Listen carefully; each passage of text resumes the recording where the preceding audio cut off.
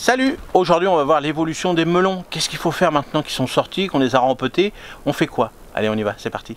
Alors voilà mes petites tables, hein. Ouais, c'est des petites tables chauffées. Donc pour l'instant le melon je le laisse encore, hein. On est en Normandie, n'oubliez pas. Donc je le laisse encore sous mes petits châssis, plus le tunnel, hein, bien sûr. Donc là en ce moment pendant que je fais la vidéo il fait presque 26 degrés. Parce que là il y a du soleil maintenant, mais des fois ça descend. Donc là j'arrose. Je mets surtout mon tapis la nuit à 15 degrés pour l'instant. Maintenant, hein, j'ai baissé. Avant, je mettais un peu plus. Hein, je mettais plutôt 18-20. Voilà, beaucoup plus quand j'ai mis mon chauffage pour les faire germer. Mais vous voyez maintenant, bon, là c'est un beau petit tapis. Hein. On va en prendre un. On va prendre celui-là. On va prendre à côté de la tomate. Donc voilà. Le petit melon là il est bien, donc on va le laisser encore dans son petit godet. Alors n'oubliez pas par rapport à l'engrais, moi j'ai mis un petit osmocote dedans, donc moi il a ce qu'il faut pour faire sa petite voilà, il mange tout doucement son petit osmocote, tout doucement dans son petit godet. Donc là c'est pour ça qu'il est bien vert, il est nickel. Donc là il n'y a pas besoin de, pour moi, pour ma part, c'est pour ça que je le fais comme ça avec des petites boules d'osmocote. J'ai pas besoin de mettre de l'engrais à chaque fois. Je vérifie l'arrosage, ça tout le temps.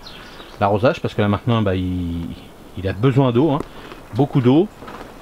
Hein, il faut, alors beaucoup d'eau, il faut pas non plus, c'est pas des plantes d'eau, mais le godet, il faut qu'il reste quand même humide. Hein, parce qu'en plus, c'est chauffé par le dessous, donc ça sèche énormément en dessous. Donc c'est là que les racines sont bien développées. Donc il faut que vos nappes, hein, quand vous avez les nappes d'irrigation comme ça, vous voyez, on voit bien la nappe là ici, la nappe d'irrigation, il faut qu'elle soit bien humide en dessous. Donc le fait d'arroser, ça reste humide, et puis comme ça, voilà, il y a un peu d'humidité, le godet est bien arrosé. Alors bien souvent, on préfère arroser par le dessous que sur le feuillage, mais pour l'instant, ça va encore. Mais dans la culture, c'est vrai qu'il faut mieux éviter, mais là, ça va. Pour l'instant, il n'y a pas de... Donc je vérifie s'il n'y a pas de pucerons, s'il n'y a pas de petites limaces qui viennent, les escargots, on va dire aussi tout ce qui est une petite chenille qui se baladerait, un restant de l'année dernière. Donc tout ça, on vérifie. On vérifie si le feuillage est bien vert. S'il est palo, c'est parce que l'engrais que vous avez mis n'est pas terrible. Donc c'est à vous d'ajuster justement par rapport à ça, de vos engrais, tout ça dedans. Donc c'est mieux un osmocote parce que ça se diffuse. Mais après vous faites vous-même, hein, si vous avez fait vous-même vos mélanges de terreau, tout ça, bah, vous voyez bien. Hein, mais là il faut que le feuillage soit bien vert. S'il commence à jaunir, c'est que voilà, là il a besoin d'un peu plus d'azote. Donc engrais urinier, si vous n'avez pas de trop. Plutôt 1 litre pour 10 litres d'eau dessus, mais alors on va éviter d'arroser dessus le feuillage, mais plutôt dessus la nappe d'irrigation, donc ça soit par aspersion par le dessous, ça sera quand même mieux, hein, mais voilà, ou alors un engrais spécifique pour les melons pour lui donner un petit coup de main. Il faut qu'il soit costaud. Là c'est la phase où il a besoin d'être costaud, parce qu'on va le remettre dans le jardin. Alors moi je le remettrai sous le tunnel plutôt mi-avril, donc dans un bon mois. Donc vous voyez, il va falloir continuer à l'engraisser correctement dans son godet. Donc on pourra le remettre dans des godets plus gros, hein. Là c'est des godets de 8. On pourra le remettre dans un pot d'1 litre pour qu'il pousse, hein. Si vous en avez 3-4, n'hésitez pas.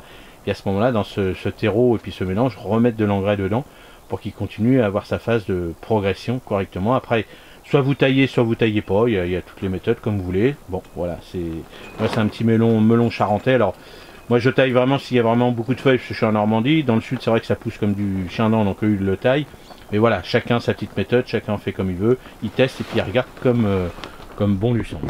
Donc voilà pour le petit melon. Bon bah moi ça se passe bien pour l'instant. C'est vrai que j'avais été surpris parce que c'est des graines que j'avais récupérées de mes petits melons. Et je pensais pas que tout allait pousser. Donc là ils sont, maintenant qu'ils sont là, bah, on s'en occupe. Mais c'est vrai que j'ai fait vraiment 15 jours, 3 semaines d'avance au melon, parce que le melon va beaucoup plus vite, contrairement aux aubergines et aux poivrons où là il faut vraiment les faire au mois de janvier chez nous, plutôt fin janvier, même mi-janvier en Normandie, pour avoir des aubergines et des poivrons un peu plus tôt, comme c'est un peu plus tôt à la bonne époque, juillet-août normalement, mais plutôt nous c'est plutôt au mois d'août qu'on réussit la récolte. Mais bon voilà, et cette année vous avez vu c'était pas terrible non plus pour ce genre de légumes, aubergines, poivrons, mais le melon lui pousse bien. Melon, courgette, tout ça, moi j'ai pas de souci de ce côté là. Allez, à la prochaine, n'hésitez pas dans les commentaires si vous voulez d'autres renseignements sur le melon, j'y répondrai avec plaisir. Allez, à la prochaine, salut, merci.